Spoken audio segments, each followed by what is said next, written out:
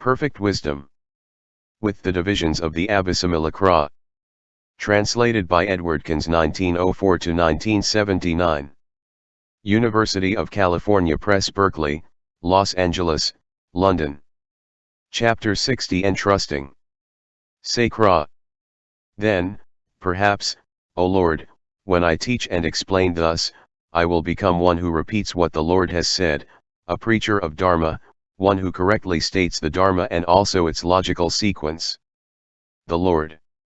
When, kausika, you teach and explain thus, you become one who repeats what the tathagata has said, you preach dharma, and you state both the dharma and its logical sequence. Sakra. It is wonderful, O Lord, how the elder subhuti makes everything clear with reference to emptiness, the signless, and the wishless. To the application of mindfulness, to enlightenment. The Lord. The elder subhuti, kausika, dwells in emptiness. And so he does not apprehend the six perfections, how much less him who courses in them. And so for the other practices and achievements. And why? For the elder subhuti is one who dwells in the isolatedness of all dharmas, who dwells in the baseless, in emptiness, the signless, and the wishless. And yet this dwelling of subhuti the elder is of infinitesimal value compared with the dwelling of a bodhisattva, a great being, who courses in perfect wisdom. And why? Except for the dwelling of a tathagata, this dwelling of a bodhisattva, a great being who courses in perfect wisdom, is the supreme dwelling, superior to that of the disciples and pratyekabuddhas. Therefore then, kausika, the bodhisattva, the great being, who wants to go to what is the highest possible degree of perfection for all beings, should dwell in this dwelling of the perfection of wisdom. And why? When he courses in this perfection of wisdom, the bodhisattva, the great being, passes above the level of the disciples and pratyekabuddhas. He enters on a bodhisattva's specific salvation, and after that he perfects the Buddha dharmas, and then reaches the cognition of the knowledge of all modes. On reaching the cognition of the knowledge of all modes, he becomes one who has a tathagata's forsaking of all the defilements and their residues. Thereupon the gods of the 33 in that assembly seized mandarava flowers and scattered, and spread them over the Lord. And 6,000 monks rose from their seats, put their upper robes over one shoulder, placed their right knees on the ground, and saluted the Lord with folded hands and with their wide open eyes firmly fixed upon him. Thereupon through the Buddha's might the cupped hands of these monks were filled mandarava flowers, and they scattered, and spread them over the tathagata, and exclaimed, "We, O Lord, shall dwell by means of this wholesome root in the utmost dwelling, to which all disciples and pratyekabuddhas has no access." And when the Lord knew of the resolve of these monks, he manifested on that occasion a smile. But such is the nature of the Buddhas and Lords that, when they manifest a smile, various colored rays issue from their mouths, rays blue, yellow, red, white, crimson, crystal, silverfish, and golden. These rays, after they have irradiated the great trichiliocosm with their luster, return again to the Lord, circulate thrice round him, and then vanish again in the Lord's head. Thereupon the Ven.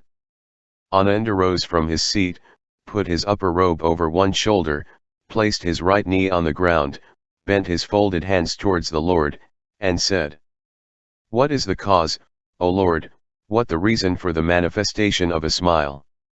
It is not without cause or reason that tathagatas manifest a smile." The Lord. These 6,000 monks, Ananda, will in the star-like eon know full enlightenment. They all will in the world be tathagatas by the name of Avakirnakusuma, with an equal congregation of monks, an equal Buddha field, an equal lifespan of 1,000 years. Wherever they may leave home, wherever they will take up the homeless life, wherever they will know full enlightenment, their showers of kusuma flowers, of all the 5 colors, shall rain down on all of them. Therefore, then, Ananda, the Bodhisattva, the great being, who wants to dwell in the highest dwelling, in the dwelling of the tathagata, should course in the perfection of wisdom. With enlightenment for cause the entrusting of the perfection of wisdom. 2a. Introduction. And Ananda. Any son or daughter of good family who courses in this deep perfection of wisdom should be quite certain that he has been reborn here after just having deceased among men or the heavenly hosts of the Tushitas. For only men and the heavenly hosts of the Tushitas hear this perfection of wisdom in detail. As beheld by the tathagatas should those bodhisattvas, great beings, be seen who will course in this deep perfection of wisdom. And if any son or daughter of good family will hear this deep perfection of wisdom, learn it, bear it in mind, preach and study it, and wisely attend to it, and if he will also instruct and admonish in it persons belonging to the bodhisattva vehicle, then this follower of the bodhisattva vehicle may be quite certain that face to face I will be with the tathagatas. This deep perfection of wisdom I will hear from then, learn it, bear it in mind, preach and study it, and wholesome roots will be planted with those tathagatas. That son or daughter of good family should know that they have not planted wholesome roots with disciples, and that this deep perfection of wisdom cannot be learned from them. The son or daughter of good family who will hear this deep perfection of wisdom, bear it in mind, preach and study it, and pursue it according to its meaning, contents, and method, should be quite certain that he will be face to face with the tathagata. If a son or daughter of good family, when they hear this perfection of wisdom being taught, do not reject or oppose it, but acquire a serene faith in it, as one who has fulfilled his duties under the jinas of the past, such a son of good family should be known as one who has planted wholesome roots, as one who has been taken hold of by the spiritual friend. The wholesome root which that son of good family has planted in the presence of the tathagatas, he does not go back on that, into discipleship or pratyekabuddhahood. The bodhisattva, the great being, should become one who has well penetrated when he courses in the perfection of giving, and the other perfections, too. In the knowledge of all modes, for then he will not stand in discipleship or pratyekabuddhahood. 2b. The entrusting in connection with the tathagata. Therefore, then, Ananda, I entrust to you this deep perfection of wisdom. If, Ananda, as concerns the dharma I have demonstrated, you would, after learning and studying it, again forget all that demonstration of dharma except for the perfection of wisdom, and discard it, that Ananda would not be a great offense against me. But if, Ananda, when you have learned this perfection of wisdom, you would forget even a single verse of it, that would be serious offense against me. If, however, when you have learned this deep perfection of wisdom, you would not again forget and discard it, then you would not offense me. Therefore, then, Ananda, I entrust to you this deep perfection of wisdom so that, when it has been learned, it should be borne in mind, preached, and studied.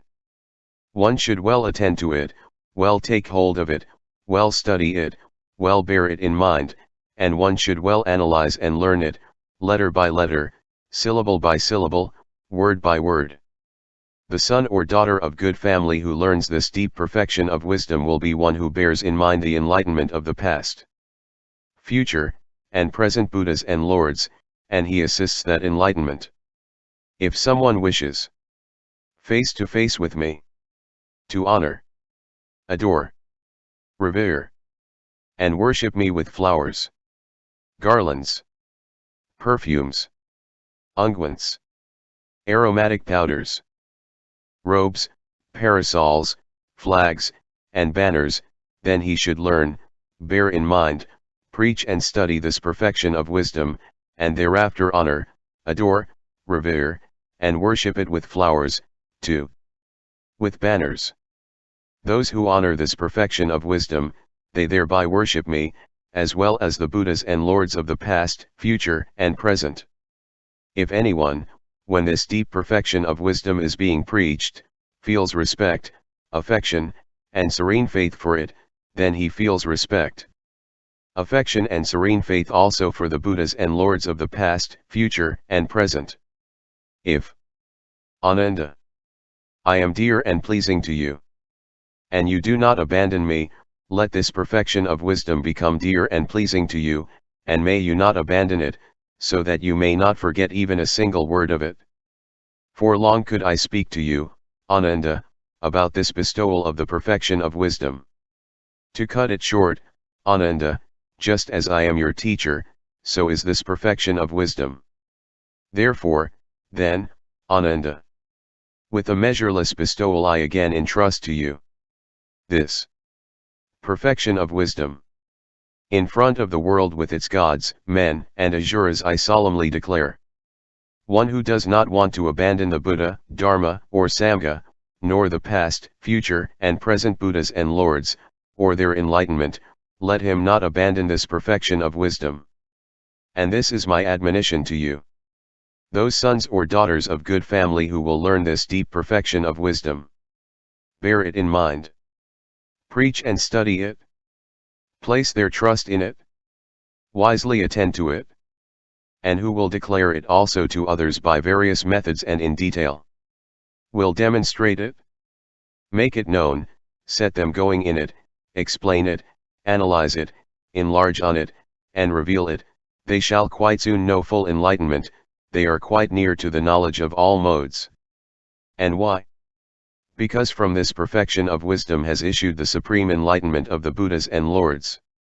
2. See the entrusting in connection with the bodhisattva.